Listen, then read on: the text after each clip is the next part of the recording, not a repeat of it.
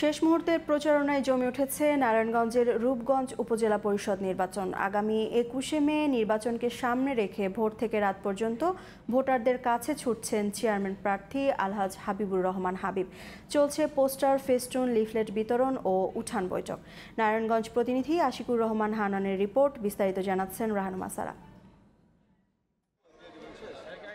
উপজেলা পরিষদ নির্বাচনে দোয়াত কলম প্রতীকের চেয়ারম্যান প্রার্থী আলহাজ হাবিবুর রহমান হাবিবের প্রচারণায় সরগরম রূপগঞ্জ উপজেলা। শেষ মুহূর্তের প্রচারণায় ব্যস্ত সময় পার করছেন তিনি। নির্বাচিত হলে আধুনিক, উন্নত, সমৃদ্ধ ও স্মার্ট উপজেলা পরিষদ গঠনে কাজ করার অঙ্গীকার করেন আলহাজ হাবিবুর রহমান। ২১শে মে যে নির্বাচন দোয়াত কলম মার্কা সুনিশ্চিত হবে। এর পিছনের কারণ হচ্ছে বিগত প্রায় ১৬টি বছর যাবত আমি গাজী গোলাম দস্তগীর বীর প্রতীক সাহেবের সাথে আছি।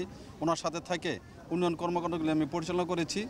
উন্নয়নের কোন জায়গায় কি উন্নয়ন দরকার তা আমি সঠিকভাবে আমার মনে করতে পেরেছি, বা যেগুলি বাকি আছে তা মাননীয় এমপি গোলাম দস্তগীর গাজী বীর প্রতীকের সাথে নিয়ে ইউনিয়ন পরিষদ চেয়ারম্যান যারা সাথে তাদেরকে নিয়ে উন্নয়নগুলি আমি ত্বরান্বিত করব।